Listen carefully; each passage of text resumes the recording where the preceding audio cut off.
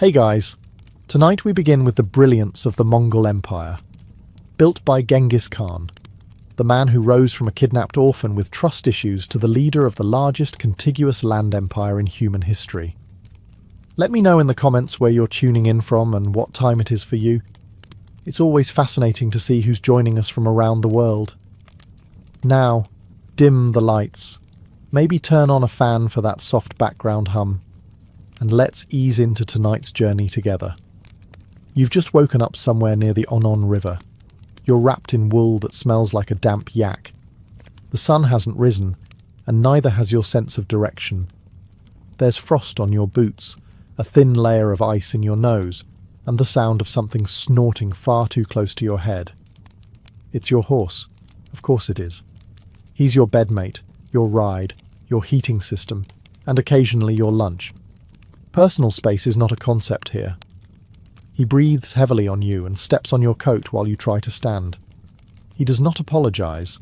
Mongol horses never apologize. Your camp is already in motion. No one speaks.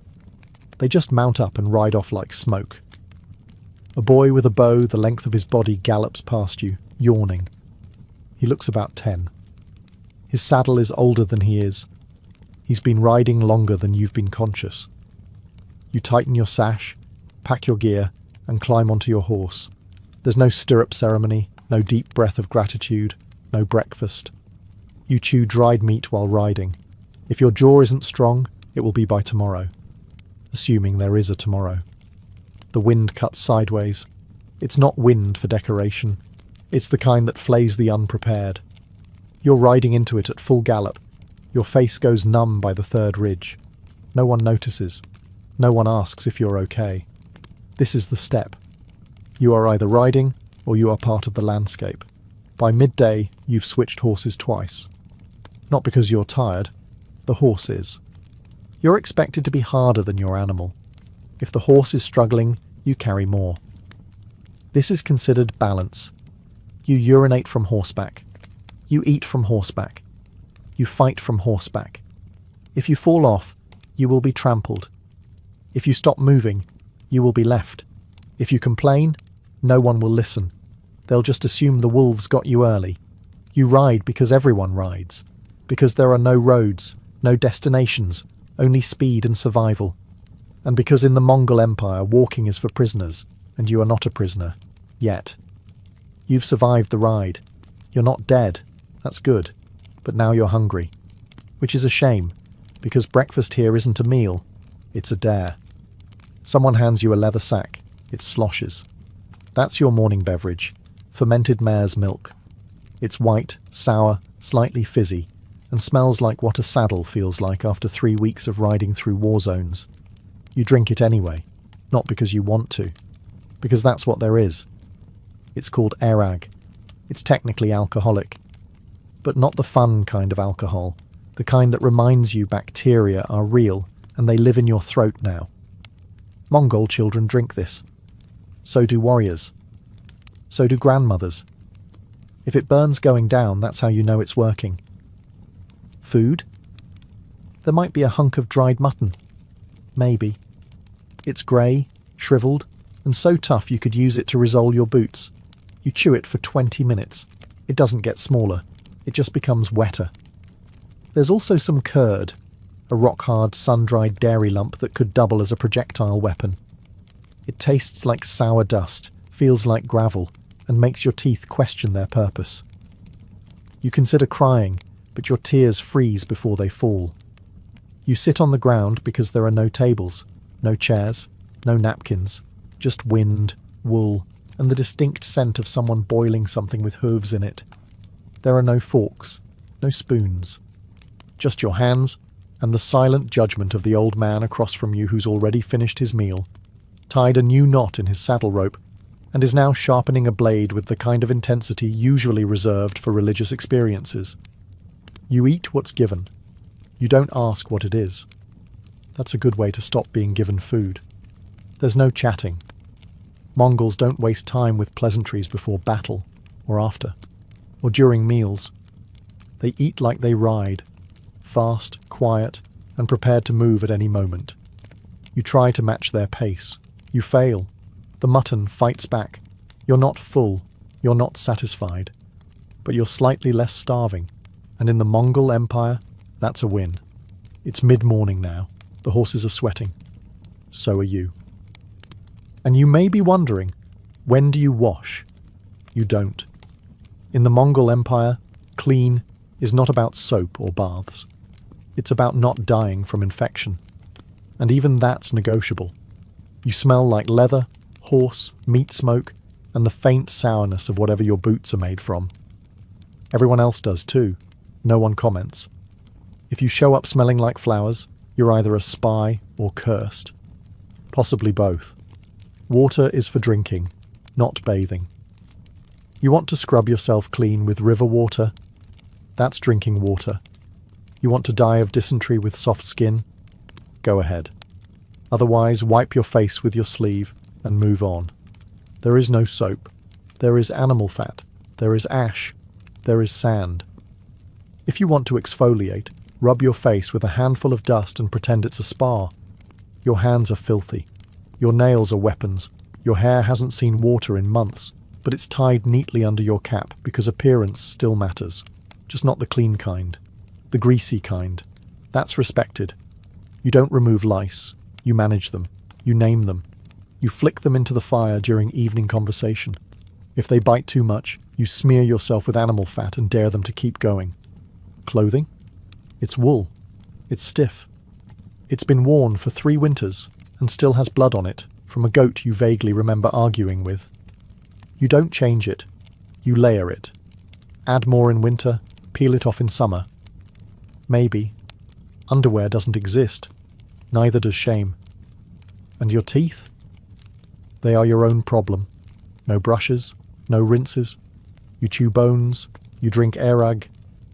You hope the acidity of your breakfast slowly dissolves whatever's stuck between your molars. You keep a knife handy. Not for enemies, but for when that one tooth decides it's done being in your head. So no, you don't get a bath. You get wind. You get horse sweat. You get an overwhelming bouquet of unwashed humanity. But look on the bright side. No one else can smell you over themselves. Now that you've unlearned everything you knew about hygiene, it's time to ride into your first skirmish. You ride all morning and into the afternoon. You are not told where you're going. You are simply going. And then you see them. A cluster of moving dots on the horizon. Riders, like you. But not like you. Because they're not here to share fermented milk and stories. They're here to die. Or make you die. It's flexible. You don't panic. No one panics. Everyone just reaches for their bow. Mongol bows are short, curved, deadly, and somehow heavier than they look. They're made from layers of horn, sinew, and raw intent. They don't forgive mistakes. They don't miss twice. You notch your arrow. Your horse keeps moving. You don't slow down. That would be embarrassing. You twist at the waist, lean into the wind, and loose. It flies. So does theirs. Welcome to Mongol warfare. No glorious sword fights, no chivalrous duels, just arrows. Constant, intelligent, unromantic arrows, fired from impossible distances while galloping. You've barely blinked, and 3 of your enemies are already on the ground. 2 more are riding in the wrong direction, possibly reconsidering their entire lifestyle. The trick is movement. Always moving. The enemy tries to close in. You retreat, not in fear, but on purpose. The famous feigned retreat. Let them think you're running. Let them chase. Then turn around and shoot them in the face. You're part of a dance. Fast, precise, brutal. There's no shouting, no battle cries, just the snap of bowstrings and the dull thud of impact. You hear a scream. It's short. You don't look back. Your arrows aren't just sharp. They're poisoned. It's not personal. It's practical. Wound 1 enemy and let his comrades waste time dragging him away. Wound 2, and you've stalled their entire flank. Efficiency is more important than honor. You've now fired maybe 50 arrows. You've lost count. That's fine. There's a bag of 70 more hanging from your saddle. You shoot until your fingers blister, then shoot anyway, because if you stop, you won't have fingers. By sunset, the battle is done. You don't know how many you killed. No one does. No one's counting. Only one thing matters. You're still riding. You don't celebrate. You wipe your blade. You eat. You sleep. And tomorrow, you ride again. The battle's over. The sun dips behind the hills. No singing, no parades, just a crackling fire and the subtle sound of something being dismembered nearby. Dinner. You're expected to eat what you kill. If you didn't kill anything today, don't worry. Someone did. You just have to help prepare it. That means skinning, slicing, searing, or occasionally stabbing the goat again because it's somehow still twitching. The meat is tough. Of course it is. It's from an animal that spent its entire life walking uphill in a snowstorm. You roast it on an iron spit that's been in the family longer than most family members. There are no spices, no salt, no ceremony. If it bleeds less than you, it's ready. You sit in a circle, chewing quietly. Everyone stares into the fire like it owes them money. A warrior beside you gnaws a rib clean, licks the bone, then throws it behind him like it might grow into another goat. The fat is the best part. It's greasy, rich, and absolutely essential to staying alive. Mongols prize fat above all, not for flavour, but because it sticks to your ribs and keeps your soul from freezing at night. You don't question it. You bite into it like it wronged your ancestors. There's no bread, no vegetables, just meat and dairy, and something in a wooden bowl that might be soup or might be regret. If someone hands you a chunk of organ meat, you take it. You eat it. You do not ask what it was in life. Curiosity is a luxury. You are not a noble. You are not a guest. You are a stomach with legs and a knife. After eating, there is no clean-up. The bones go to the dogs, the ashes to the wind. You wipe your hands on your cloak, which also doubles as a napkin, towel, and winter blanket. Hygiene is still theoretical. Someone belches. This is considered polite. You do it too. Congratulations. You're adapting. Later, when you lie in your felt-wrapped bedroll beside a snoring horse, you'll dream of meat, because that's what tomorrow holds too. And if it doesn't, you'll have to ride further until it does. There's no announcement. No first snowflake drifting poetically from the sky. One night, you're sleeping with your boots off. The next, your boots are frozen solid, and so is your will to live. Welcome to winter on the steppe. It doesn't get cold, it becomes cold. A creeping, bone-deep, cruel cold that wraps around your ribs and whispers, "You were never meant to be here." The wind doesn't howl, it bites. It has teeth and they're sharp, and they aim for your ears. Your breath turns to fog, then to ice, then to regret. You sleep with your horse now. Not near your horse. With your horse. You press your back against its side like it's a lover made of hay and muscle.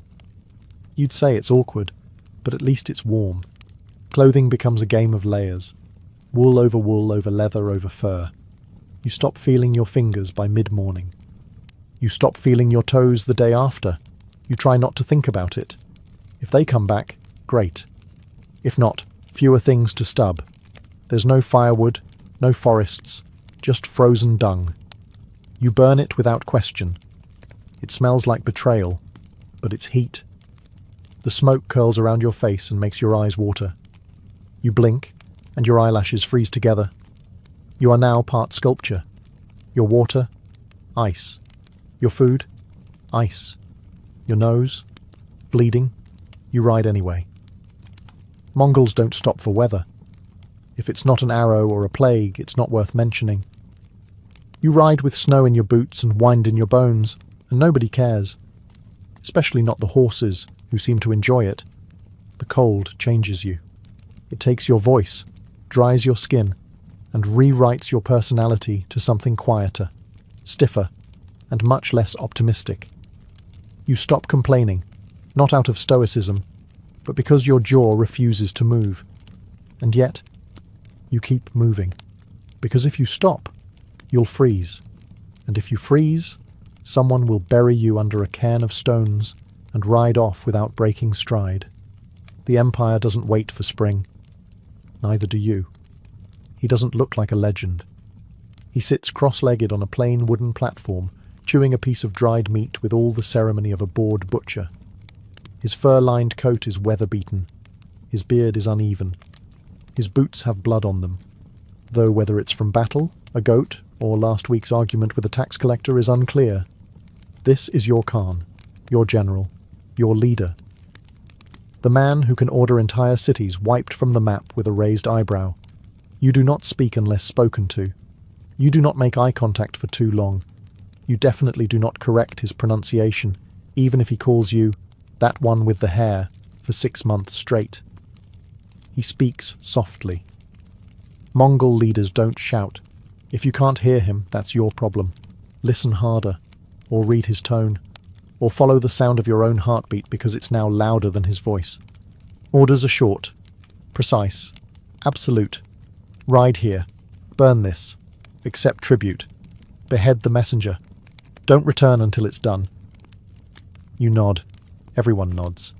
Even the tough ones, the warriors who once outran a siege fire, nod like nervous schoolchildren. One man coughs during the briefing. He is now gone. No one mentions him again. Your Khan doesn't care about your feelings. He cares about results. Did the city fall? Did you bring back tribute? Is the caravan moving? Are the horses fed? If the answer to any of these is no, you'd better be holding your severed arm as an excuse. His tent is not lavish, but it holds maps, so many maps, all hand-drawn, all annotated in a scrawl that looks like a falcon-learned calligraphy. You understand none of it. He understands all of it. He sees rivers as roads, mountains as slight inconveniences, and kingdoms as small prizes wrapped in bad diplomacy. You receive your orders. You leave. You do not ask questions. You do not linger. You saddle your horse, and you ride out into the cold again. Because in the Mongol Empire, leadership is not about charisma. It's about survival. And those who question the Khan rarely get the chance to do it twice. You ride into a foreign land carrying a message. You are not a soldier today. You are an ambassador. This does not mean you are safe. You ride with a small entourage, a flag of truce, and the smug confidence of someone who knows that behind you are thousands of warriors who will happily burn an entire civilization to the ground if your letter is not well received. The letter itself is simple, direct. A few short lines scrawled in Mongolian, Persian, maybe Chinese, depending on the poor soul receiving it. It reads something like, "Submit to us, or don't. We'll be back either way." It's sealed with the Khan's mark, a bit of hardened wax that might as well be soaked in gasoline, considering what follows a refusal. You ride into cities with marble gates, golden domes, silk curtains, and nervous guards. You are fed, you are questioned, you are stared at like a hungry wolf that's somehow been invited to dinner. You are polite, you are calm. You explain, slowly, that submission is in everyone's best interest. Mongol protection comes with benefits. Trade, order, slightly fewer massacres. Refusal comes with fire, arrows, and a thorough removal of anything shaped like a building. Sometimes they say yes. They offer tribute. Horses, gold, daughters. You nod. You leave. You report back. That city stays standing, for now. Sometimes they hesitate. They whisper behind closed doors. They send you back with vague answers and suspiciously generous gifts. You accept them. You smile. You note everything. And sometimes they kill the messenger. This is unfortunate. For them. You are not avenged with a complaint. You are avenged with siege engines, horse archers, psychological warfare, and a creative use of severed heads as decorative warning signs. Diplomacy is fast in the Mongol Empire. One message, one chance. No second letters. No passive-aggressive negotiations. You deliver the will of the Khan. If it's ignored, his reply arrives strapped to the back of 40,000 mounted archers and a few very enthusiastic engineers. You don't argue. You don't negotiate. You deliver. And if the world listens, it lives. You've ridden into what passes for a Mongol capital. You were expecting towers, maybe walls, some kind of palace with polished floors and a guy in a hat offering figs. What you find instead is a swarm of yurts, felt domes, dozens, hundreds. They stretch across the plains like mushrooms after rain. No stone, no marble, just wool, smoke, and the smell of boiled something. This is Karakoram, the capital, the beating heart of an empire that spans from the Korean peninsula to the edge of Europe. And it looks like someone lost a sheep convention in the wind. But make no mistake, it functions. Yurts aren't huts, they're portable command centres. Every single one can be taken down in an hour and rebuilt by nightfall. You can burn a city. You can't burn something that's already gone by morning. The Khan's yurt is larger than the rest. Its doorway faces south. Always. You do not enter without invitation. Inside there's felt, furs, scrolls, and a throne that looks less like a seat of power and more like a sturdy place to survive a siege of guests. People come here from all corners of the empire. Traders from Baghdad, princes from Kiev, spies from the Song dynasty, all sitting cross-legged, drinking mare's milk, pretending not to notice the woman in the corner who just disassembled a deer with a spoon. There's no bureaucracy in the European sense, no towers full of scribes. There's just a man with a memory like a steel trap and a few assistants who write things down using bone styluses and a tone of mild terror. Laws are spoken. Decrees are sent out on horseback. Paper is valuable. Ink is expensive. Mistakes are fatal. And yet, the streets are clean. The roads are safe. The trade routes run like blood vessels. There's no poverty because there's no room for it. You're either useful, or you're on a horse somewhere being made useful. This isn't Rome. This isn't Baghdad. This is the Mongol answer to urban civilization. Mobile, brutal, efficient. No spires, no statues, just felt, fire, and the knowledge that the entire city could vanish by sunrise and reappear 5 valleys away like it was never there at all. You steal a horse. You're hungry. You're cold. It looks unattended. You think, just a quick ride, maybe 2 miles, maybe 3. You'll bring it back. Probably. They catch you before you hit the tree line. Now you're on your knees in front of a man with a moustache so sharp it might count as a weapon. He's not angry. He's not shouting. He's just pointing at the horse, then at you, then at a nearby rock. Flat, broad, execution ready. You're about to learn something important. There are no jails, no appeals, no 16-step legal process. Justice in the Mongol Empire comes in 2 forms, repayment or removal. If you steal, you repay double, if you can.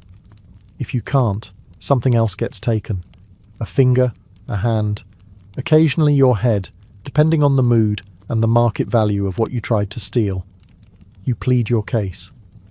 Briefly, Mongols believe in clarity. If you talk too long, they assume you're lying. You shorten your explanation to 3 words and hope they count as a character reference. The elders discuss. One of them spits. Another one shrugs. Then they nod. Verdict: you live. Sentence: you walk. As in, you no longer ride. The horse is gone. You now follow the caravan on foot until your honour is considered untarnished, which may take a season. Or several. No one gives a timeline. Mongols aren't sentimental about rehabilitation. You're either punished or not. After that, they expect you to keep up. Murder? Punishable by death, unless it was a justified blood feud, in which case you owe the family livestock, labour, or a wife. Preferably all 3. Lying to your commander? Death. Harming a fellow Mongol? Death. Harming a foreigner under protection? Double death, with extra ceremony. On the other hand, honesty, courage, generosity, respected, deeply. Even if you smell like fermented despair and ride like a sack of potatoes, if you speak truth and keep your word, you are considered worth feeding.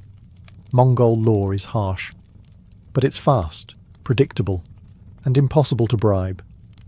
You know where you stand, usually in front of someone with a sword, and if your conscience is clean, so are your hands. Mostly. The scouts return. No one speaks. They just nod toward the west, where smoke rises like a promise. It's a city, walled, fortified. The kind of place that believes its gates and guards mean something. That's adorable. You ride out at dawn. Behind you are engineers with carts full of surprises. Ropes, axes, fire pots, collapsible siege equipment. The Mongol version of party favours. There is no grand speech, no blessing, no drum roll, just a few hand signals and the subtle sound of 5,000 men reaching for their bows. First, you circle. Always circle. You watch. You note weaknesses. A crooked tower, a badly placed gate, a section of wall that looks like it's seen better centuries. You whisper observations to your captain, who grunts and scratches something into the dirt with a dagger. Then the noise begins. Screams, horns, fire. You don't go straight in. You wait. Let panic do the work. Let the citizens trip over each other while deciding whether to hide the gold or bury the children. Every second they hesitate, your engineers get closer with their ladders and their perfectly polite catapults. Walls? Not a problem. Mongols build siege towers on site using materials from the landscape. Trees, rocks, occasional furniture from a recently evacuated monastery. You don't carry equipment, you carry confidence. The archers create a storm. It's not a volley, it's a weather system. Arrows blacken the sky and rain down with the soft thock of progress. Then you ride in. You hit the gate, not like a hammer, like wind with teeth. You spill through the breach, blades drawn, horses foaming, eyes narrowed not from rage, but calculation. This is not madness. This is math. Every alley you clear is one step closer to the granary. Every corner you conquer is logistics. You don't loot for greed. You loot for supply. And when it's done, when the towers fall and the banners are pulled down, you don't gloat. You inventory. Who surrendered? Who resisted? Who is useful? Who is decorative? The rest vanish. Swiftly, efficiently, and by nightfall, the city is Mongol. And you? You're already making plans to be somewhere else tomorrow. The banners are up. The bodies are down. The city is quiet now. The kind of quiet that comes after everyone realizes who's in charge. You, the conqueror. You, the horse-breathed outsider who was elbow-deep in a siege engine this morning and is now reviewing tax codes over goat stew. Because that's how it works. In the Mongol Empire, conquest isn't the end, it's the onboarding phase. The locals peek out from shattered windows and ruined temples, expecting the usual: pillage, plunder, decades of burning resentment. Instead, they're greeted by a man in a fur coat holding a list of professions. The Mongols don't destroy everything, only the things that resist. The rest, catalogued. If you're a blacksmith, you stay. If you're a weaver, same. If you're a scholar, congratulations. You now work for a man who's never read a book, but understands exactly how many arrows it takes to erase a library. There's no formal government structure. There's you, and a few scribes, and a mountain of Mongol common sense. You appoint officials, preferably locals who understand the language and know how not to get stabbed during tax collection. Laws are simple. Obey the Khan, pay what you owe, don't cause trouble. If that sounds vague, don't worry. Enforcement is very clear. One warning. Then rope. Trade routes are reopened by noon. Toll stations are manned by evening, and the market is already selling roasted fish like nothing happened, because commerce is the empire's second religion, right after horses. You don't impose your culture. You don't build statues. You just make sure the grain gets counted and the caravans leave on time. Mongol rule is not about identity. It's about efficiency. You can keep your temples and your customs, just not your rebellion. A tax is levied. Census takers move in. And by week's end, the same people who were screaming yesterday are now grateful the roads are safer. You conquered them. Yes. But you also improved delivery times. You're riding west now. Further west than you've ever gone. Past the familiar pastures, past the cities you helped sack, past even the yurts with familiar insults carved into them. This is the frontier, the ragged edge of the empire, where the air is thin and the rumours are thick. No one gives you directions. Directions are for people with roads. What you get are gestures.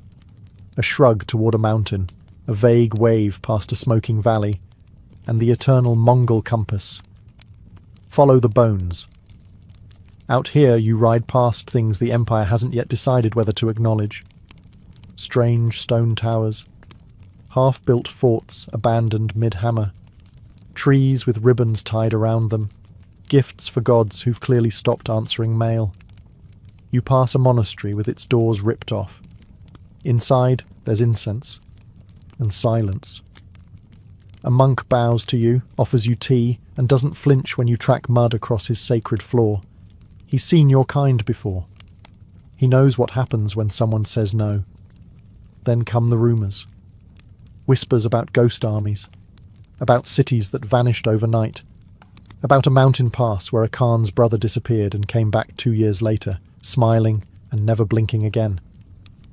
You don't believe most of it, but you ride slower anyway. At night, you camp in silence. No fires, no laughter. Just you, your horse, and the sound of wolves having theological debates nearby.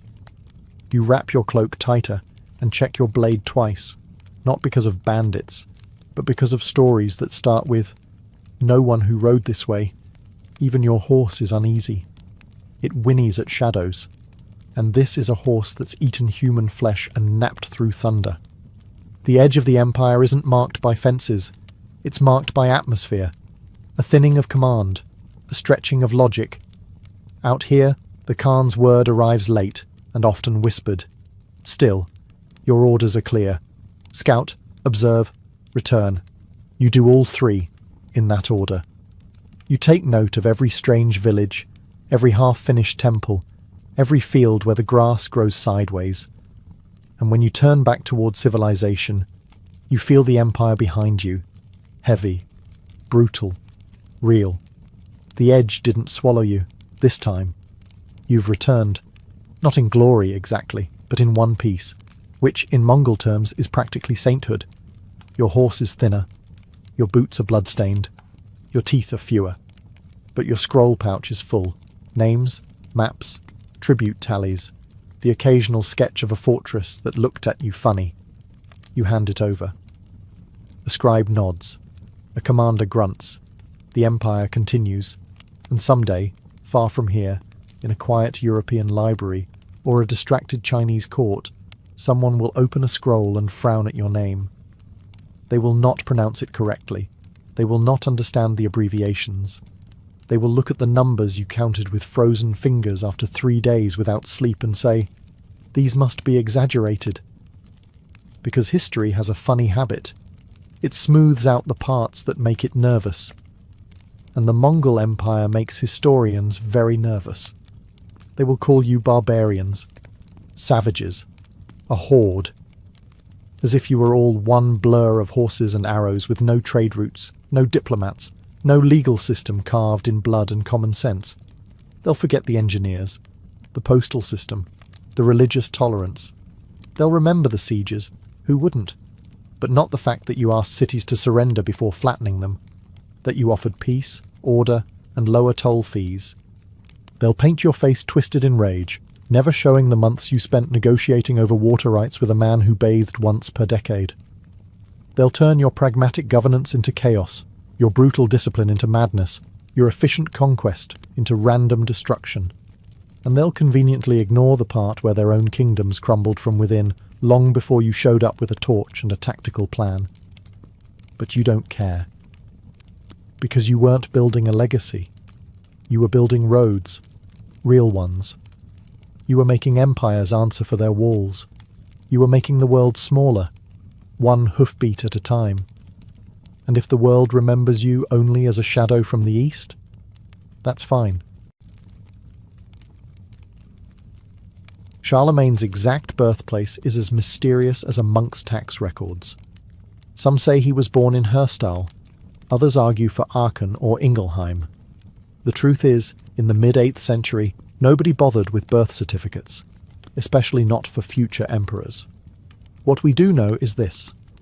Around 742, a boy was born to Pepin the Short and Bertrada of Laon, and that boy would end up defining medieval Europe.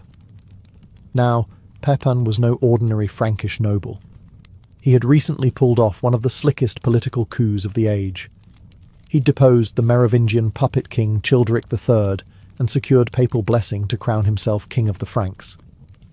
That means little Charlemagne was born not just into a powerful family, but into a dynasty that had just reinvented the concept of legitimate rule. Charlemagne's early childhood wasn't spent chasing frogs in a meadow. He was being prepped for war, rule, and theology, sometimes all at once. Frankish education wasn't exactly poetry and philosophy. It was heavy on swords, prayer, and how to keep unruly nobles from stabbing you in your sleep. His tutor? Possibly a man named Fulrad, who was less story time at bedtime and more recite these Latin prayers or feel my wrath. We don't know much about young Charlemagne's personality. He didn't leave a diary, and his biographer Einhard wrote about him the way a fanboy writes about a celebrity crush. But one thing is clear, even in his youth, Charlemagne stood out. Not just because he was over 6 feet tall in an age when 5 feet was impressive, but because he took to leadership like a duck to water, or more accurately, like a Frank to conquest. By the time his father died in 768, Charlemagne was more than ready to inherit the kingdom. Well, half of it. In true medieval fashion, the realm was split between him and his brother Carloman. Sharing power never works well in monarchies, or at family dinners, so naturally, tensions started simmering. But for now, Charlemagne was officially king, young, ambitious, and already eyeing a Europe that hadn't been united since Rome. The crown was on his head. The sword was in his hand. And Europe? Europe was about to meet its new architect. Charlemagne's first challenge as king wasn't a foreign invasion or rebellious noble. It was Carloman, his younger brother, the other guy with a crown. Pepin the Short, in all his wisdom, had split the Frankish kingdom in half, giving Charlemagne the western part and Carloman the eastern. In theory, this was supposed to be a peaceful joint venture. In practice, it was a passive-aggressive disaster with swords. The brothers didn't get along, at all. Their territories were technically allied, but their courts operated like rival war camps. Carloman was suspicious, prideful, and possibly just plain difficult. Charlemagne, on the other hand, was already showing signs of being a ruthless strategist, and wasn't about to let baby brother clip his wings. Tensions escalated over petty slights and political manoeuvring. One particularly telling moment came when Charlemagne was called to help suppress a rebellion in Aquitaine.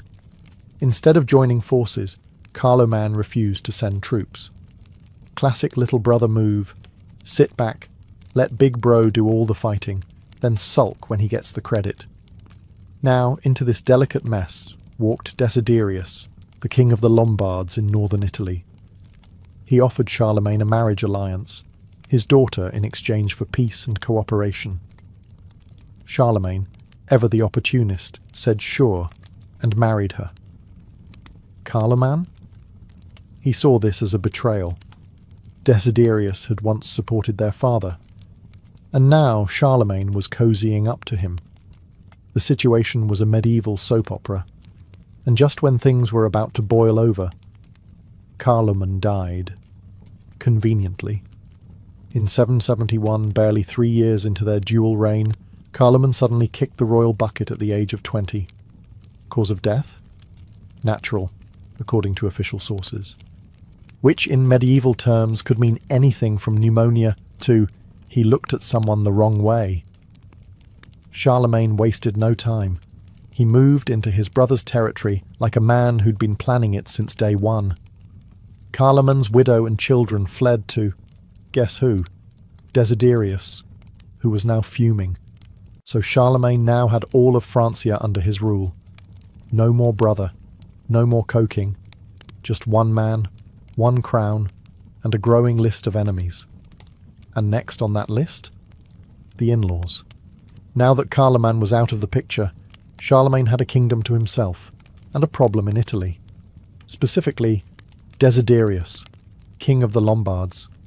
You know, the guy whose daughter Charlemagne had married and then very quietly divorced the moment Carloman died. Awkward. Desiderius was not pleased. To make matters worse, he had taken in Carloman's widow and sons, and was now openly supporting their claim to Charlemagne's throne. That's not just annoying in medieval politics. That's basically a declaration of war, with a bow on it. Charlemagne didn't hesitate. In 773 he marched his army across the Alps. And no, this wasn't some summer stroll through the mountains. Crossing the Alps meant snow, narrow passes, and the occasional unexpected avalanche.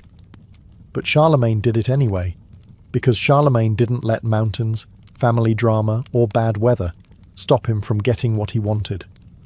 Once he reached Italy, Charlemagne laid siege to Pavia, the Lombard capital. Desiderius dug in for the long haul.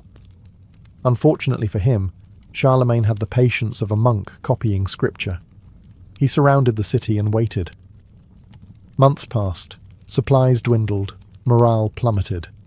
By 774, Pavia surrendered, and Charlemagne didn't just win a war, he took the Lombard crown for himself. That's right. He didn't install a puppet ruler or play nice with local nobility.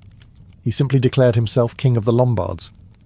That made him ruler of both the Franks and the Lombards, a medieval power move so bold it echoed all the way to Rome. Speaking of Rome, the Pope, Adrian I, had been nervously watching all of this from the Vatican, like a bishop holding his breath during a chess match. Desiderius had threatened the Papal States before, and the Pope had hoped Charlemagne would come to the rescue.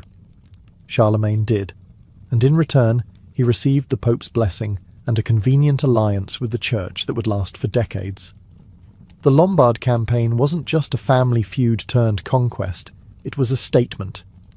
Charlemagne wasn't playing by the old tribal rules anymore. He was building an empire. And now he had the backing of God's representative on earth, which made it a lot harder for anyone to say no to him. With Italy under control and the Pope sending warm regards, Charlemagne turned his gaze north, toward the Saxons. These weren't courtly nobles sipping wine. These were pagan tribes, wild, warlike, and deeply allergic to Christianity, and they had been poking at the Frankish borders for years, raiding villages and disrespecting everything holy. Charlemagne had had enough. Starting in 772, he launched a campaign that would become his most infamous, the Saxon Wars. Not a single war, mind you, but 18 separate campaigns spread over 30 years, because the Saxons, bless their forest-dwelling hearts, refused to roll over. At first it went well. Charlemagne stormed into Saxony, burned down the sacred Irminsul, basically their holy tree, and declared, "Time to be Christian, folks." The Saxons responded the way any proud warrior people would. They smiled politely, said, "Sure, no problem," and then immediately rebelled the moment his army left. This happened repeatedly. Charlemagne would march in, crush resistance, baptize a few thousand terrified locals at sword point, and leave. Then the Saxons would torch a church, kill the priests, and go back to worshipping their old gods. The most notorious moment came in 782 after a major rebellion. Charlemagne ordered the massacre of Verdun, executing around 4,500 Saxons in a single day. It was brutal, even by medieval standards. And it sent a message. Conversion wasn't optional. It was mandatory. Now Charlemagne didn't just want obedience. He wanted spiritual obedience. He genuinely believed it was his Christian duty to save souls, even if those souls were being saved through fire and steel. Monks followed his armies, churches were built as quickly as fortresses, and any Saxon who refused baptism? Well, let's just say the baptismal font came with backup swords, but for all his efforts, the Saxons just wouldn't stay conquered. The forests of northern Germany became a graveyard for Frankish soldiers, and a test of Charlemagne's patience. Year after year, revolt after revolt, the war dragged on. Charlemagne wasn't just a sword-swinging conqueror. He also had a soft spot for books. Yes, this man who spent decades stomping Saxons into reluctant baptism also launched one of Europe's most important educational revivals. Welcome to the Carolingian Renaissance, a movement less about oil painting and more about making sure monks knew how to spell. You see, Charlemagne had a problem. His empire was growing faster than anyone could govern it, and the priests, nobles, and officials he relied on were, how shall we put this, functionally illiterate. The administration was becoming a game of medieval telephone, and even the Bible was getting creatively interpreted. So Charlemagne did something radical. He declared that education mattered. He invited the best scholars in Europe to his court. Chief among them was Alcuin of York, a no-nonsense Anglo-Saxon intellectual who probably viewed bad Latin the way modern editors view Comic Sans. Under Alcuin's guidance, Charlemagne founded palace schools, set curriculum standards, and insisted that monasteries double as classrooms. And this wasn't just for nobles. Charlemagne wanted everyone, priests, scribes, and even peasants, to have at least a shot at learning how to read and write. In Latin, of course. Because what's the point of being educated if you can't read the Vulgate? Ironically, despite pushing education so hard, Charlemagne himself was barely literate. He could speak several languages, but reading? Writing? Hey, he tried to learn. There are stories of him keeping wax tablets under his pillow to practice writing at night. But ruling an empire didn't exactly leave much time for penmanship. Still, Charlemagne led by example. He valued knowledge. He respected scholars. He even standardized handwriting. Yes, Carolingian minuscule, that clean, readable script that modern fonts still copy, was his doing. Before that, manuscripts looked like someone spilled ink while having a seizure. Thanks to his efforts, thousands of ancient texts were preserved. Monks began copying manuscripts like their lives depended on it, because sometimes they did. Literacy rates improved, the church became more coherent, and Europe took one cautious step out of the Dark Ages. It was Christmas Day, 800 AD. The streets of Rome were cold, the churches packed, and Charlemagne was attending Mass in St. Peter's Basilica like a good Christian king. Or at least, that's what everyone thought. Until Pope Leo III pulled off one of the most theatrical surprise moves in medieval history. As Charlemagne knelt in prayer, the Pope suddenly placed a golden crown on his head and proclaimed him Emperor of the Romans. Just like that. No warning, no formal ceremony, no polite, "Hey Charles, do you maybe want to be emperor?" Nope. Just boom, instant empire. Historians still argue over whether Charlemagne knew this was going to happen. Some say it was staged, others say it caught him off guard. Charlemagne himself later claimed he would never have entered the church had he known, which is a very emperor thing to say. Either way, the symbolism was enormous. The Roman Empire had fallen back in 476. Now, over 3 centuries later, the Pope was effectively resurrecting it, with Charlemagne as its new head. A Frankish king crowned by the church, ruling over a patchwork of Germanic tribes, Lombards, and Latin-speaking clergy. The Holy Roman Empire was born, although that name wouldn't be used for a while. This moment shifted everything. Charlemagne's authority was no longer just military. It was spiritual, divine. He was now seen as the successor to the Caesars, a Christian Caesar, with the Pope as both ally and spiritual referee. But not everyone was thrilled. The Byzantines over in Constantinople had been calling themselves Roman emperors for centuries, and did not appreciate some Frankish upstart playing emperor in the West. For decades, diplomatic relations were tense, with titles flung around like insults and treaties scribbled under duress. Back home, though, the title stuck. Charlemagne reigned as emperor until his death in 814, and the imperial dignity gave weight to everything he did, from issuing laws to reforming the church. It was the capstone of his rule. A crown not just made of gold, but of legitimacy, myth, and historical theatre. Conquering half of Europe is impressive. Keeping it running without the whole thing collapsing into civil war, that's the real magic trick. And Charlemagne, oddly enough, managed it not just through blood and steel, but with ink, messengers, monks, and the medieval version of spreadsheets. Once he was emperor, Charlemagne got serious about governance. He knew he couldn't be everywhere at once, so he started building a system that looked suspiciously like an early version of modern bureaucracy, just with more Latin and slightly fewer bribes. Probably. At the heart of his administration were the missi dominici, literally the Lord's envoys. These were trusted officials, always sent in pairs, usually one noble and one bishop, who travelled around the empire delivering royal orders, inspecting local lords, and making sure no one was quietly building their own little kingdom in the backwoods. Think of them as medieval auditors, only with swords and divine backing. Local counts and dukes still ruled their regions, but they answered to Charlemagne. And if they didn't, well, a friendly visit from a Mrs. Dominicus could quickly turn into a career-ending conversation. Charlemagne didn't do tolerance when it came to disloyalty.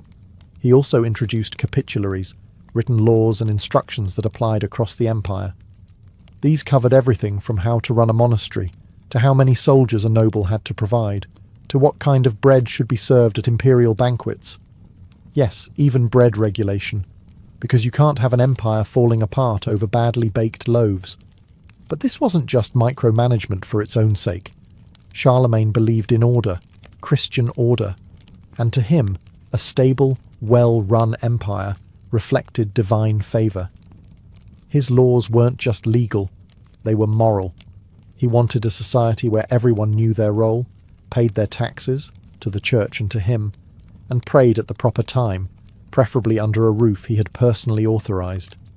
It wasn't perfect. Corruption still existed. Communication was slow, and sometimes local lords quietly ignored orders when no one was watching.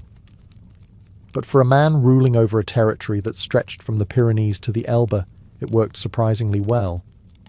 By the early 800s, Charlemagne's empire was the biggest Europe had seen since the fall of Rome. From modern-day France and Germany to northern Italy and parts of Central Europe, his domain stretched across cultures, languages and weather patterns that could give a bishop frostbite in July. The man ruled over Catholics, pagans, semi-Christianized tribes, ambitious nobles, and moody bishops, and somehow he kept them all more or less in line. On the surface, things looked glorious. The Carolingian Renaissance was in full swing. Monasteries were copying books like caffeinated scribes. Law and order had a vaguely uniform shape. Even coins bore Charlemagne's image, glaring sternly in profile, because nothing says, "I'm in charge," like putting your face in every pocket. But beneath the grandeur, cracks were forming. For starters, succession. Charlemagne had many children, at least 18, thanks to a rotating cast of wives and concubines, but only a few were considered politically viable. He had once divided the empire among 3 sons, just like his father had. Then one died. Then another. By 806, he was down to one heir, Louis the Pious, the youngest and, well, the most monk-like. Louis was a good Christian, quiet, thoughtful, kind. In other words, the polar opposite of Charlemagne.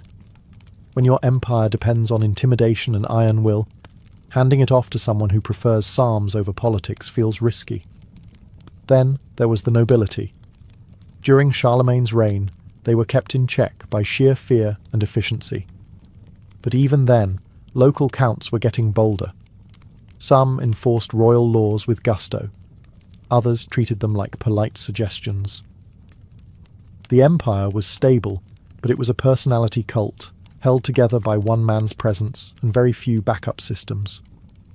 Add to that the endless wars, constant rebellions, especially from the still not fully subdued Saxons, and the cost of maintaining armies, and the pressure was building.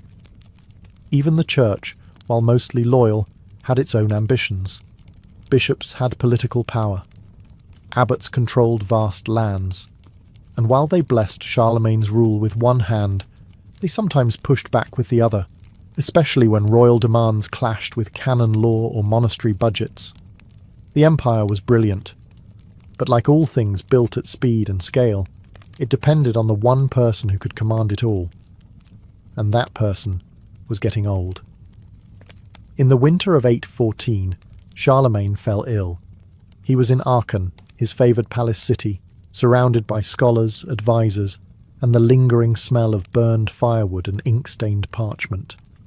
He was 72, a near miraculous age for a man who'd spent decades fighting wars, crossing mountains, and making sure every noble knew who was boss. Despite his warrior image, his decline was slow and almost quiet. He fasted, prayed, and, as Einhard, his devoted biographer, put it, accepted death with a calm dignity befitting a Christian emperor. On January 28, 814, Charlemagne died. The bells rang. The empire held its breath.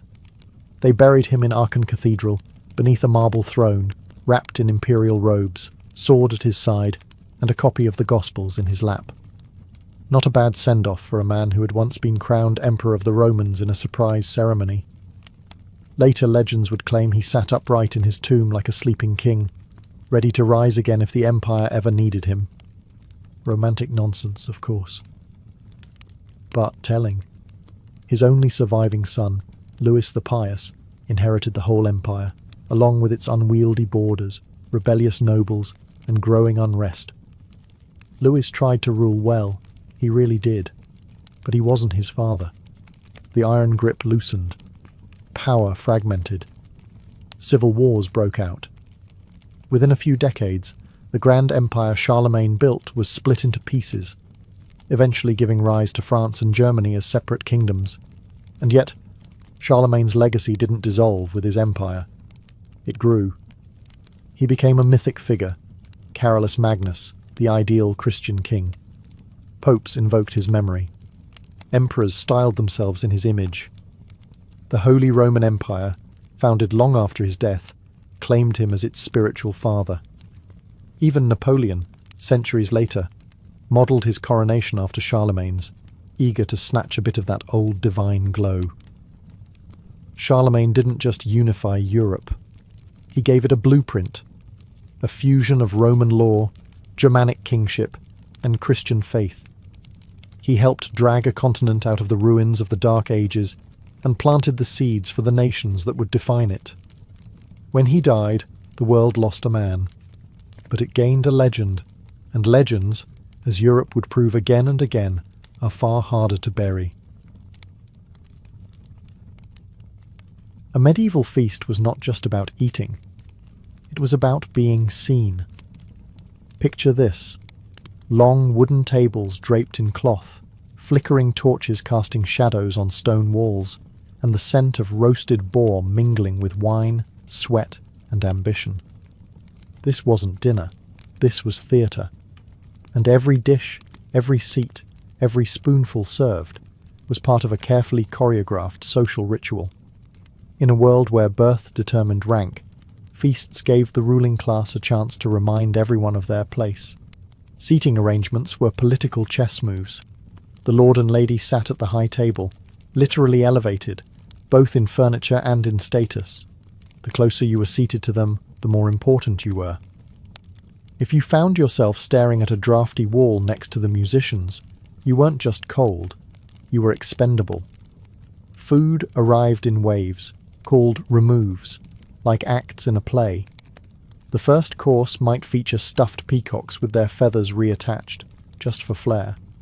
Then came platters of venison, swans, pigeons in pie crusts, and roasted boars' heads with apples in their mouths.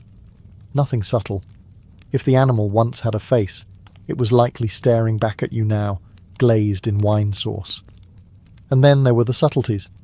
Elaborate edible sculptures made of sugar, marzipan, or pastry, shaped into castles, saints, mythical creatures, or scenes from biblical epics.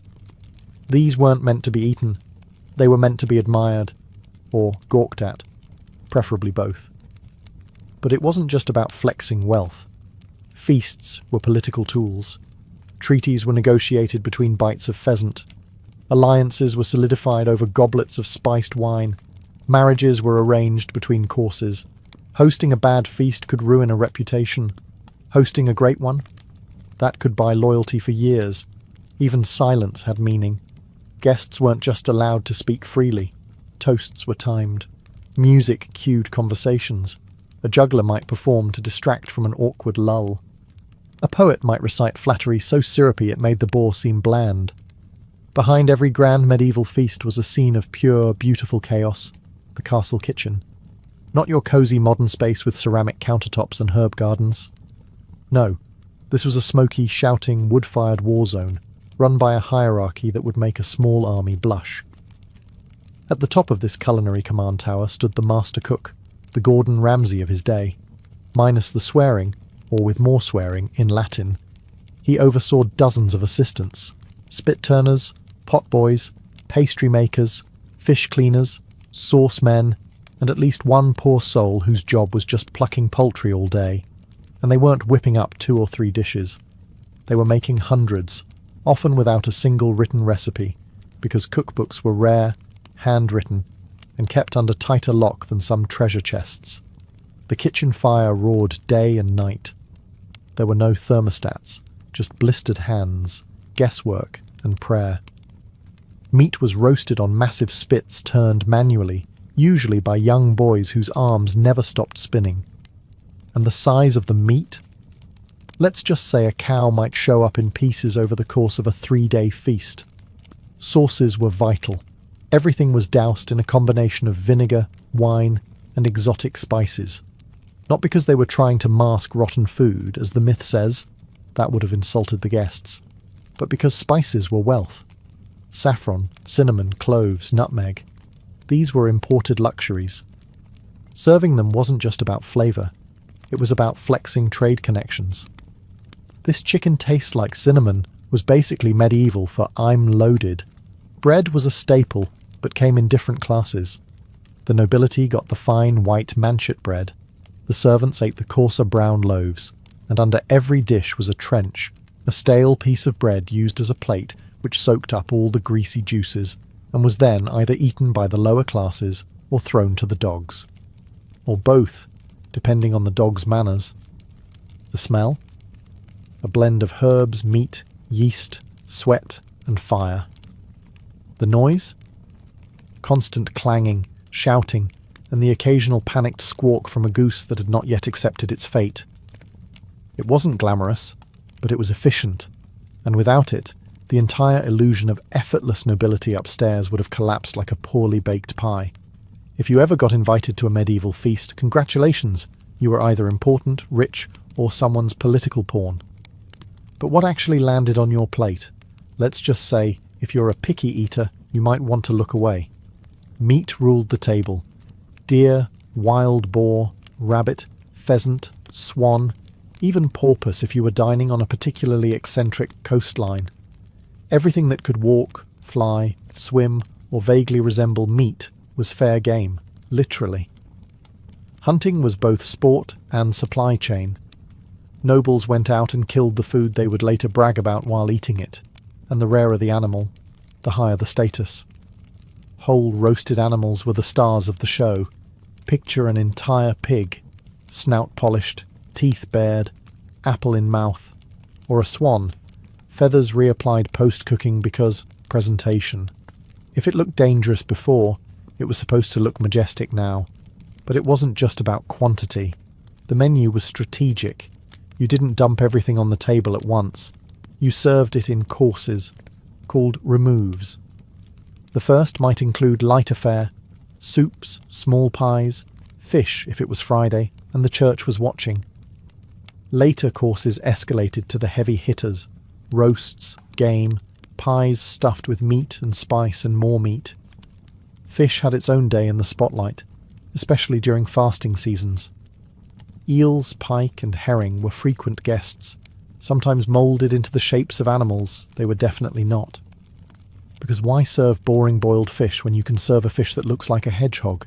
And the spices. Oh, the spices. Medieval people didn't believe in bland. Cinnamon on chicken. Absolutely. Ginger in gravy? Of course. Sugar on meat? Why not? Sweet and savoury lived happily on the same plate, sometimes on the same bite. Vegetables, by contrast, were suspiciously absent from noble plates. Root vegetables and greens were often seen as peasant food. Too humble, too earthy. Lords didn't care for turnips unless they were stuffed into a pastry shaped like a unicorn. By the end of the feast, the menu had gone from tame to theatrical. The goal wasn't to satisfy hunger. The goal was to overwhelm, to dazzle, to leave your guests stuffed, stunned, and maybe just slightly afraid of the next remove. Because dessert might just be breathing fire. While the food did its job of clogging arteries and signalling wealth, a medieval feast wasn't complete without entertainment, and lots of it. You didn't just eat. You laughed, listened, gawked, and occasionally winced at whatever unfolded between courses. Enter the fool, the court jester, clad in bells, mismatched colours, and enough audacity to insult the host without getting beheaded, usually. The fool's job was to make people laugh, mock the powerful, and provide an air of controlled chaos. They juggled, told bawdy stories, and performed slapstick routines with the finesse of someone who knew that one bad joke could end in unemployment or execution. Then came the minstrels, with their lutes, harps, and voices trained in ballads about love, war, and the occasional dragon. Music filled the hall, not as background ambience, but as part of the experience. These songs weren't just for mood. They were political commentary, historical records, and flattery disguised as melody. If the lord of the house was featured heroically in the third verse, congratulations, the minstrel would eat well tonight. For something flashier, you had acrobats and fire breathers.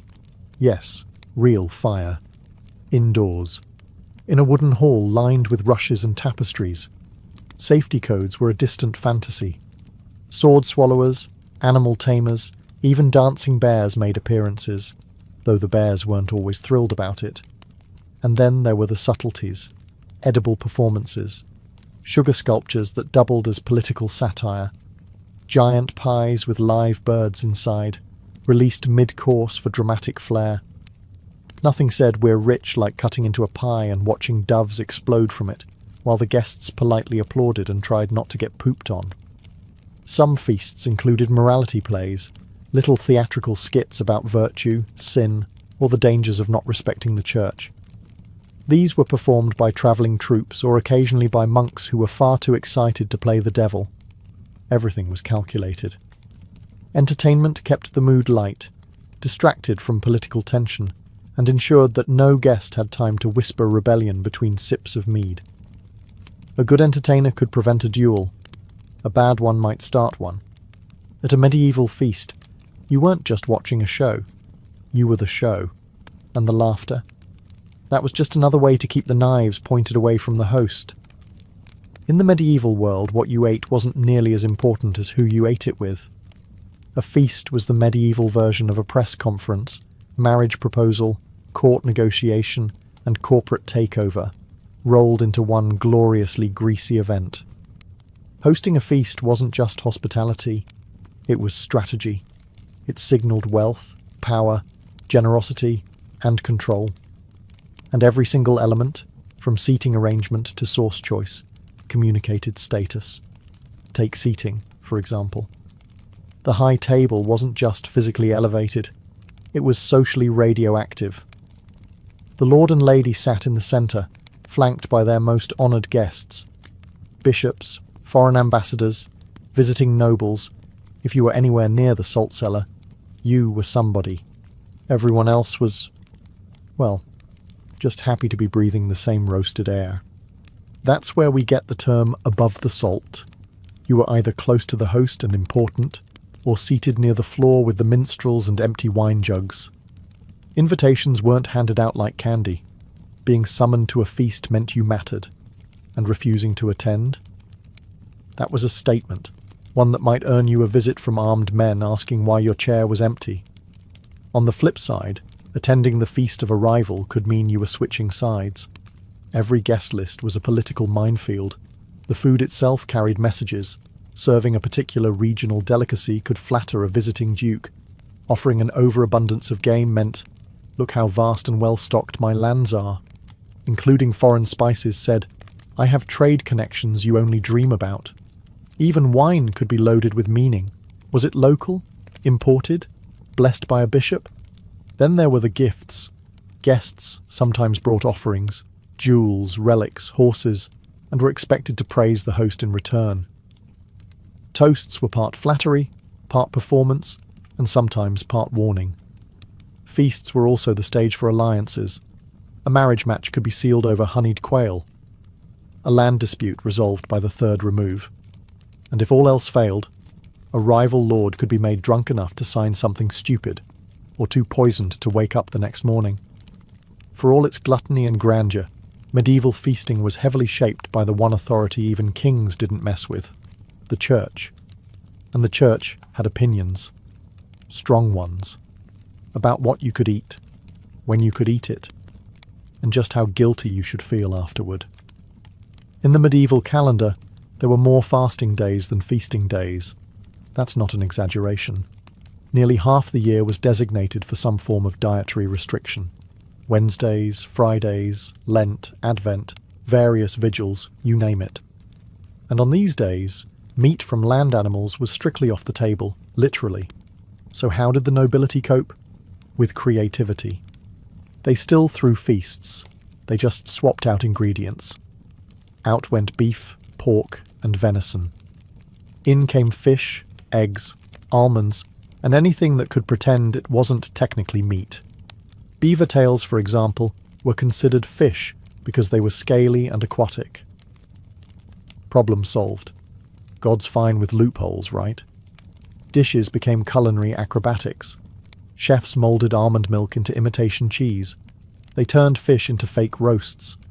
Some meals looked like sin, but technically followed the rules. And of course, wine didn't count as food. It never does. On feast days, celebrating saints or holy events, however, it was open season. And the church threw its own festivals too. Easter, Christmas, Epiphany. These weren't just sacred. They were licensed excuses to eat everything in sight. A Christmas feast might stretch for 12 full days, each course bigger and more absurd than the last. Because nothing says, "Christ is born," like a pie with 4 types of bird inside. Monasteries weren't exempt either. Though monks were supposed to live humbly, some abbeys became legendary for their kitchens. A wealthy monastery might fast on oysters and spiced eel. Monks developed precise food schedules, including seasonal menus and loophole-heavy substitutions that kept their bellies full and their sins technical. Still, food was spiritual business. Feasting wasn't just indulgence. It was a divine performance. You gave thanks before you ate, made offerings to the church after, and prayed your cook hadn't served you meat on the wrong Thursday. In the medieval world, gluttony was a sin, but banqueting with holiness? That was practically a sacrament. For all the roasting boars and juggling fools, a medieval feast was not a free-for-all. There were rules, many of them. In fact, if you wanted to keep your status and your seat, you had to know how to behave like a proper, greasy-fingered noble. First rule, don't touch the food like a peasant. Forks weren't widely used yet, so people mostly ate with their fingers, but there was a system to it. You used the first 3 fingers of your right hand, never your left, unless you wanted to start rumours about witchcraft or poor hygiene. Second, don't lick your fingers until the end of the meal. It was considered perfectly acceptable to rinse your hands in a shared basin between courses, but licking them during dinner? That was low class, like showing up without shoes, or being French in an English castle. Every guest had their own knife, which they brought with them. Your host didn't provide cutlery, just food and a place to put it. Your knife wasn't just for cutting.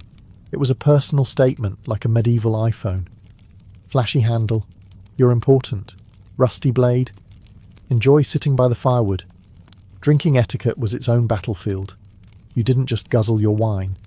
You toasted, you sipped, you offered the cup to your neighbour, especially if you were angling for a favour or wanted to politely challenge them to a duel later. And yes, you shared goblets. Germ theory hadn't been invented yet, and everyone was too busy dying from plague to worry about lip contact. Then there was conversation. You were expected to talk, but not too much. Laugh, but not too loudly. Praise the food, but not more than the host. Don't speak with your mouth full unless you're insulting a rival, and don't burp unless you're Mongolian, or drunk, or both. At fancier feasts, hand-washing rituals were practically ceremonial. Servants poured scented water over guests' hands, often before the first remove and again before dessert. Not for cleanliness, just to remind everyone how refined they were. Etiquette wasn't about being polite. It was about proving you belonged. One slip, spilled wine, a dirty sleeve, reaching too far across the table, and suddenly you weren't feasting with lords. You were back with the dogs, and they didn't share the wine. After the last swan was carved, the final toast delivered, and the fool escorted out for juggling bread rolls into a bishop's goblet, one question remained. What happened to the food? Medieval feasts produced an obscene amount of it. Boars, pies, jellied fish, sugar castles, and bread trenchers soaked in meat drippings. It was more than even the hungriest noble could consume. But waste was a luxury too. What you didn't eat sent just as loud a message as what you served. So, where did it all go? If you were lucky, it went to the servants. They ate in shifts after the feast, picking over what remained from the lower tables. Sometimes they'd get choice cuts, especially if a favoured guest passed along their untouched roast or decided not to eat the stuffed hedgehog pastry. It wasn't glamorous, but it beat porridge. The trencher bread, that thick slice acting as a plate, was a special case. Saturated with sauces and grease, it was rarely eaten by the nobles, unless they were really drunk. Instead, these soggy slabs were collected and often distributed to the poor. Not out of charity, mind you. It was more like nobles saying, "Here, have the leftovers of our greatness."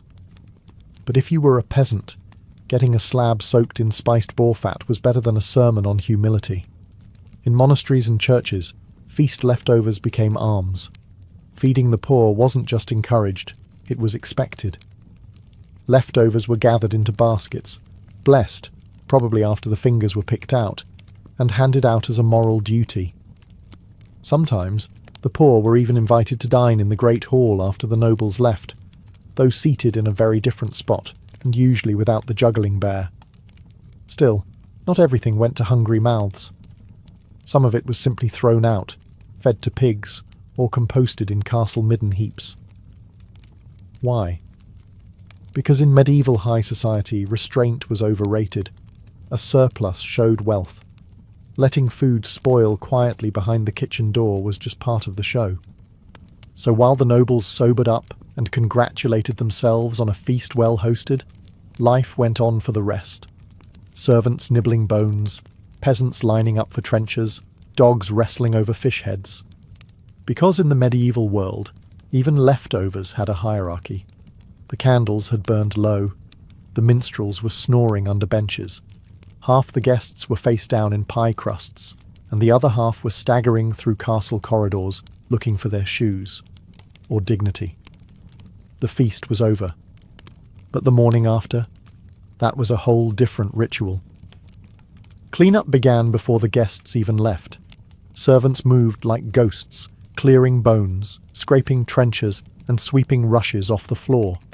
Those sweet-smelling herbs scattered to mask the stink of sweat, spilled wine, and noble flatulence. Rushes had to be replaced regularly, especially after a feast where the floor absorbed more than just crumbs. And then came the reckoning. The steward, essentially the medieval party planner, assessed the damage. Broken goblets, missing silverware, a suspicious amount of spilled gravy near the bishop's seat. It all went into the report. Sometimes guests even stole cutlery as a weird badge of honour. If you left with a spoon, it meant you were important enough to dare. The kitchen was a battlefield. Burned pots, cracked platters, and enough grease to oil a drawbridge. Cooks staggered out like survivors, some missing eyebrows from the oven fire, others grumbling about, "Next time we just serve porridge," For the host, though, the real work had just begun. The politics of gratitude kicked in. Letters were written, gifts sent, compliments paid. If a powerful guest wasn't properly thanked, or worse, if they were seated too far from the roast swan, grudges could form. And medieval grudges had a way of turning into feuds, or wars. Sometimes a feast backfired, a guest insulted, an alliance offended, a drunken noble confessing to treason over mulled wine. One ill-timed toast could undo months of diplomacy. The feast was a show, yes, but like all theatre, the reviews could kill you. For the lower classes, the morning after was business as usual. Some washed dishes, some shovelled refuse, some got lucky and found a forgotten crust of almond cake behind the dais. That was breakfast. And then, quietly, the castle returned to its rhythm. The banners came down, the dogs were fed, the torches extinguished. Until the next celebration, coronation or wedding, or excuse to impress the neighbours, feasting season was closed. But its echoes lingered like smoke in the rafters and wine stains on the stone. Because in the medieval world, no one ever forgot a good feast, or a bad one. Leif Erikson didn't enter the world quietly.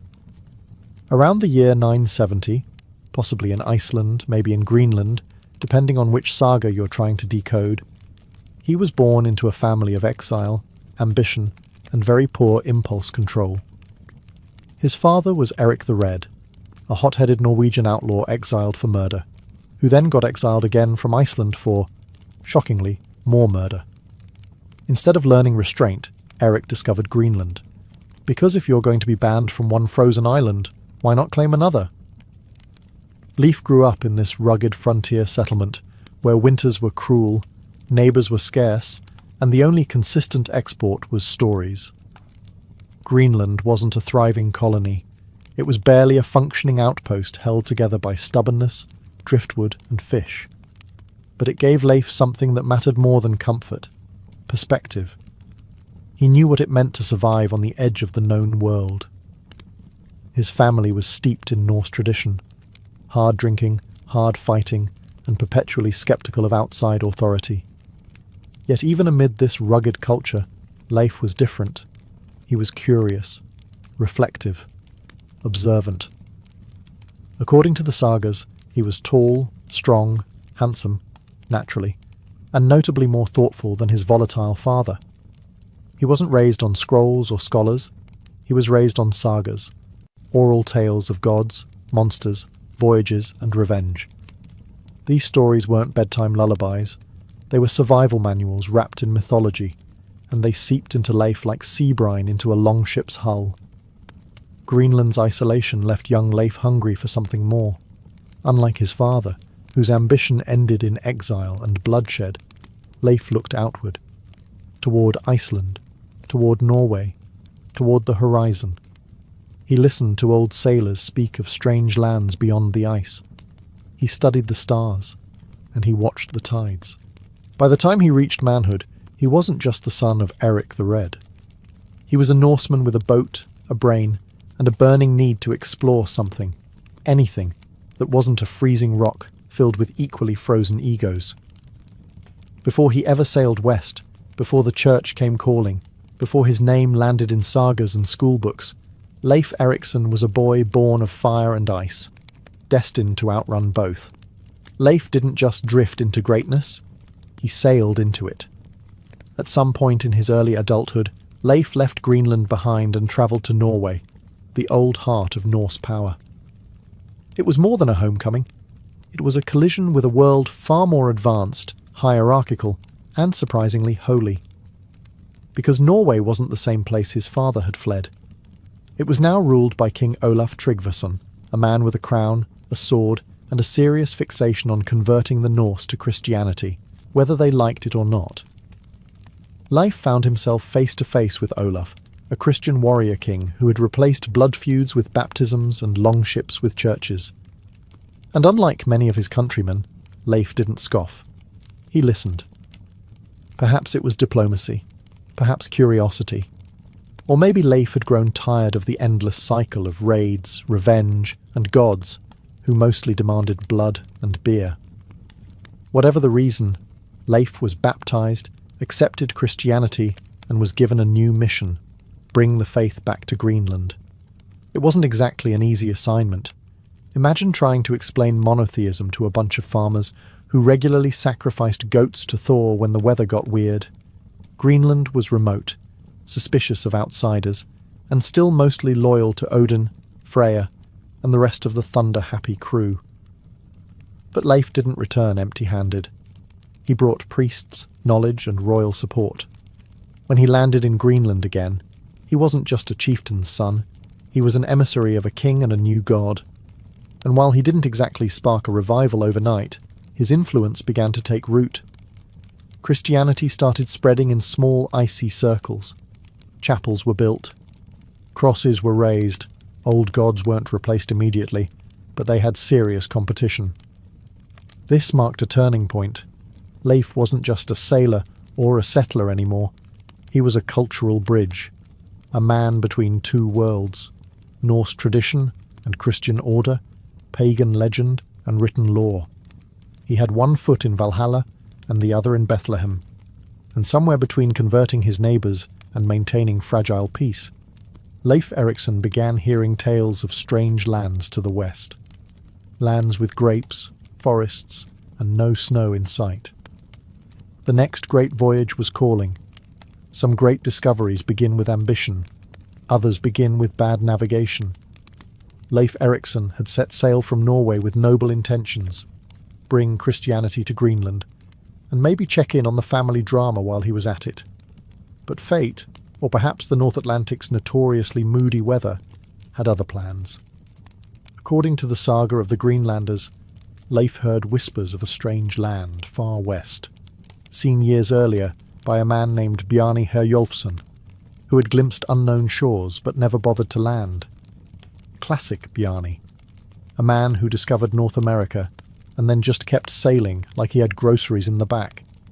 Leif, however, was made of different wood.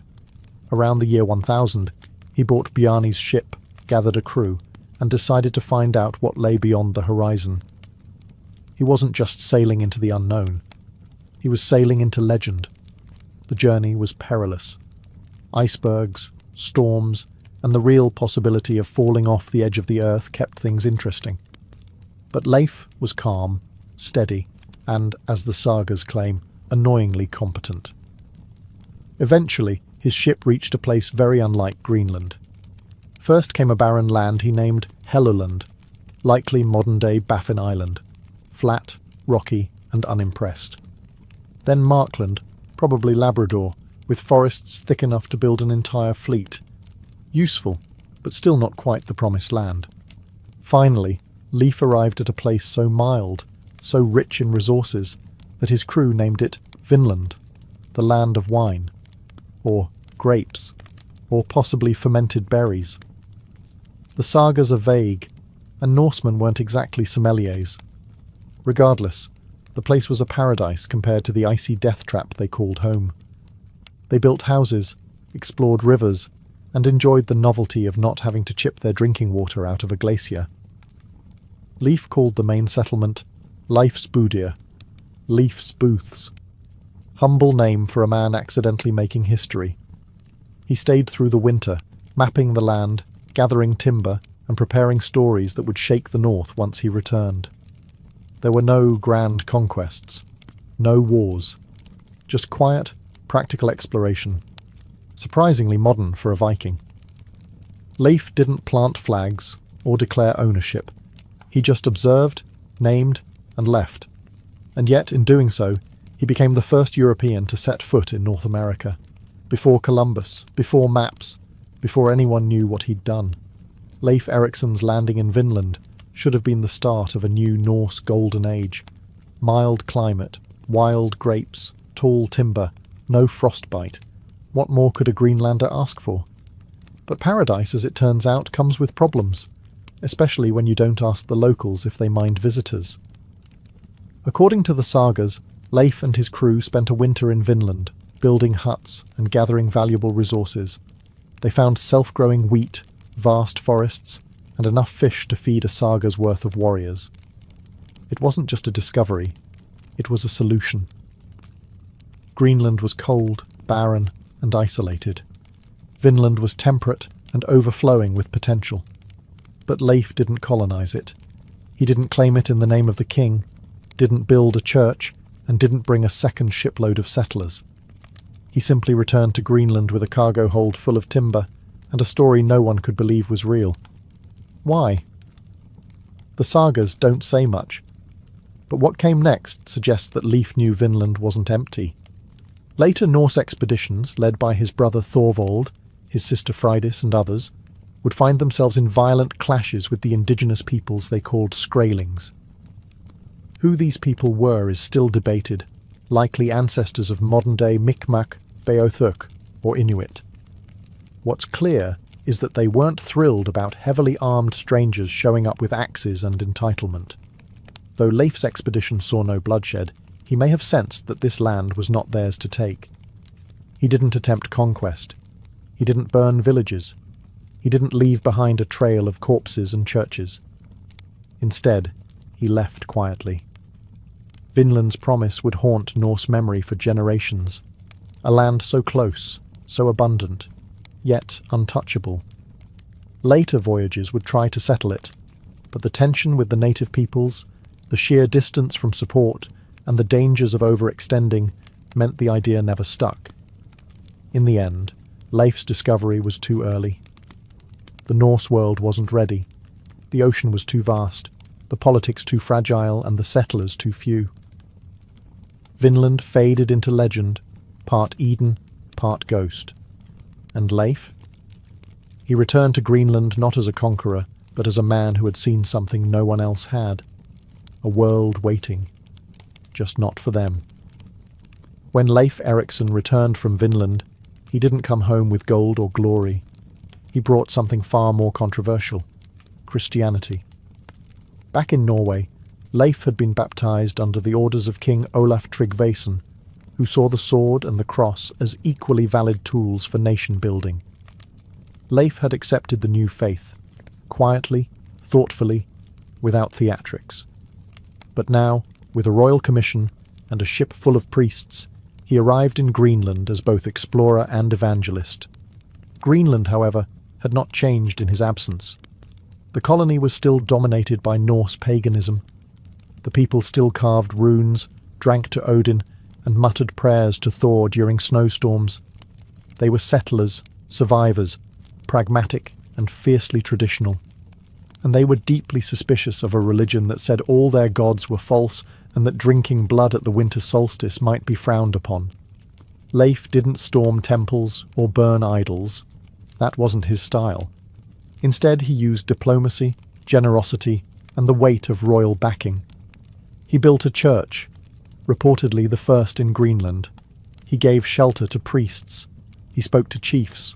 And he told stories, not just of Christ, but of a gentler world beyond ice and exile. His own mother, Theodhild, converted and built a chapel of her own. His father, Eric the Red, famously refused. Eric wanted nothing to do with this new god who didn't enjoy a good blood sacrifice and didn't even fight with a hammer. For Eric, Christianity was weakness. For Leif, it was a path forward. This divide within the family mirrored the larger split in Greenland. Some embraced the faith, seeing it as progress, protection, or just another way to curry favour with the king. Others rejected it as foreign noise. Converts and traditionalists shared stew and suspicion in equal measure. Leif didn't force change.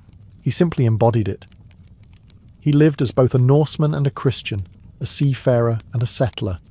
His quiet strength made him a symbol, not just of faith, but of balance, of evolution without erasure.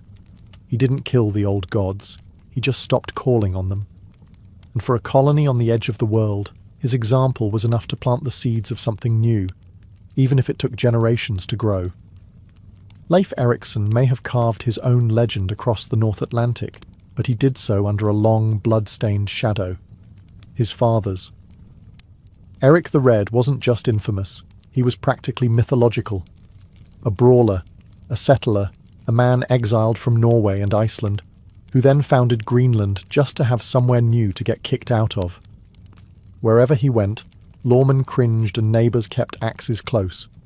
His temper was legendary, his charisma even more so. And for Leif, growing up in Eric's household meant learning to balance on a knife's edge between boldness and recklessness, leadership and lunacy. Where Eric was fire, Leif was frost. He didn't bellow, he didn't threaten, but people followed him anyway. The Greenlanders respected his calm. He didn't conquer with a blade, but with direction. And that may have been exactly what the colony needed. But the comparison never faded. Leif returned from Vineland, not drenched in gold, but with timber and tales. His Christian mission in Greenland spread slowly, while Eric sulked and scoffed. The old man had wanted a warrior son to continue his brutal legacy. Instead, he got an explorer, a believer, one who used diplomacy more than steel. Some saw that as weakness. Others saw it as wisdom. Leif didn't care. He wasn't trying to outshine Eric. He was simply surviving him. When Eric the Red died, some say from illness, others claim it was a slow defeat of spirit. It marked the end of a certain kind of Norseman. Eric represented the world of old gods, exile, and explosive pride. Leif represented something else, a future that looked beyond icy fjords and blood feuds. In the sagas, their relationship feels strained. Eric resents Leif's new faith. Leif tries to convert him. Neither bends. But there's an undercurrent of respect, even admiration. Eric knew his son wasn't like him, and perhaps, deep down, he was glad for it. Leif never became king. He never ruled with force. But he outlived his father, spiritually and historically. He led Greenland into a new chapter. Less dramatic, maybe, but more sustainable. And sometimes greatness isn't about slaying your father's demons. Sometimes it's about refusing to inherit them. After Vinland, after the church building, after Eric the Red was gone, Leif Erikson didn't chase more glory. He didn't mount a second expedition or try to conquer new lands. Instead, he did something thoroughly un-Viking. He stayed home. For the rest of his life, Leif lived in Brattahlid, Greenland, the settlement his father had built. But where Eric ruled with raw authority, Leif governed with a calmer hand. He became chief, yes, but more than that, he became a symbol, not of violence, but of continuity, of quiet leadership in a world that was beginning to change. We don't know much about these later years. The sagas grow vague.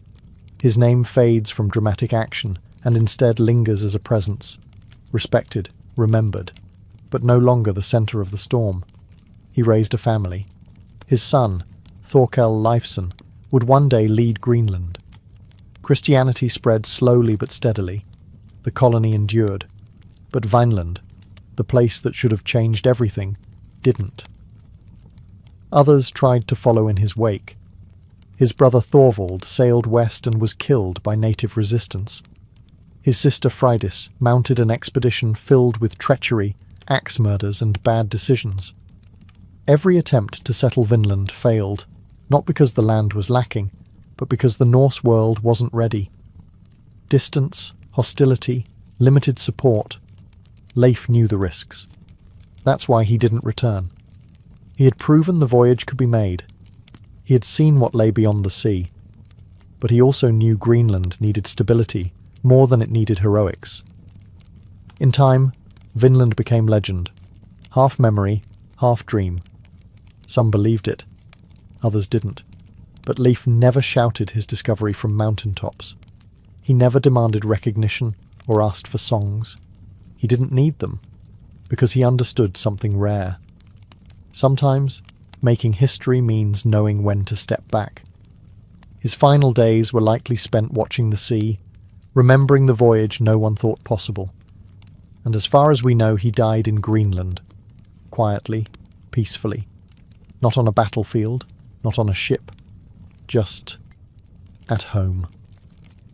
Leif Erikson, the explorer who went farther than any Norseman before him, ended his life not chasing the horizon, but anchoring others to it. Leif Erikson may have lived a quiet life in the end, but his story didn't die with him. It mutated, travelled, and multiplied, carried not by historians, but by storytellers.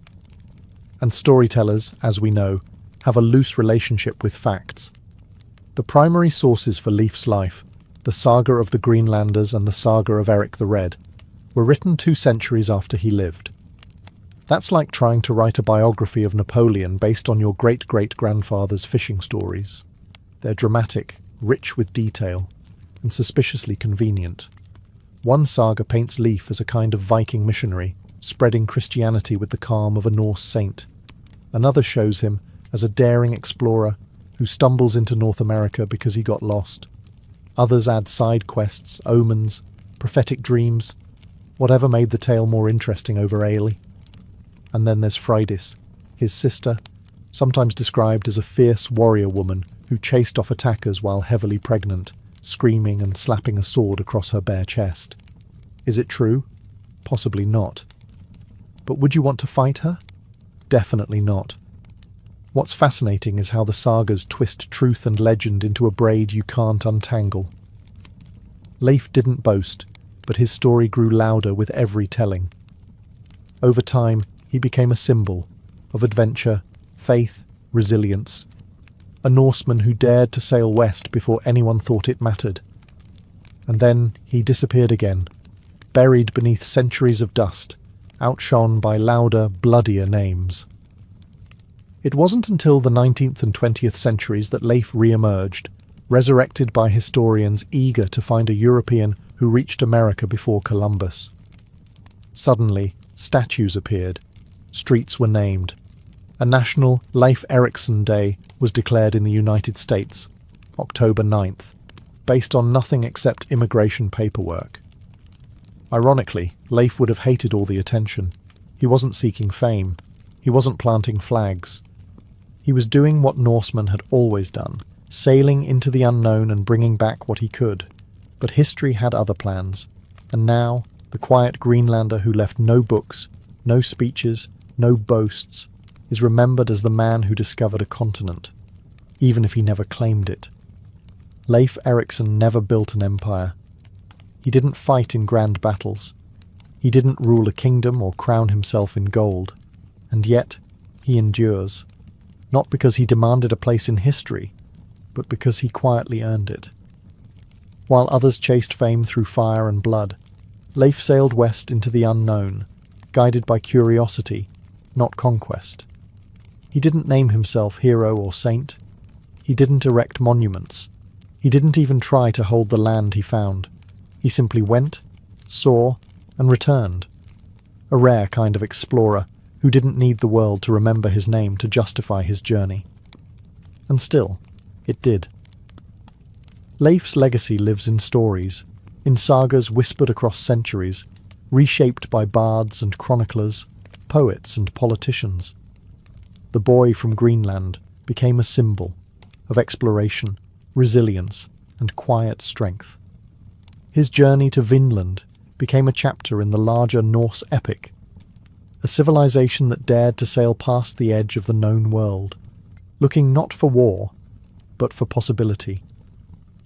In the modern age, Leif has taken on a new life. Statues of him stand in Boston, Seattle, Trondheim, and Reykjavik. He's depicted as a proud Norseman gazing westward, hand shielding his brow, as if still scanning the horizon for that faint, tree-lined shore. Schools bear his name. So do ships. And every October 9th, a few people in America even remember he beat Columbus to the punch by nearly 500 years. But perhaps his greatest legacy isn't about discovery or distance. It's about balance. He stood between 2 worlds, paganism and Christianity, chaos and order, the old gods and a new faith. He didn't force change, he embodied it. He led without shouting, he converted without crusading. He showed that courage isn't always loud, and that history sometimes favours those who simply do the right thing and sail home quietly. Leif Erikson never asked to be remembered. But in a world that often confuses noise for greatness, his story reminds us that legends aren't always forged in fire.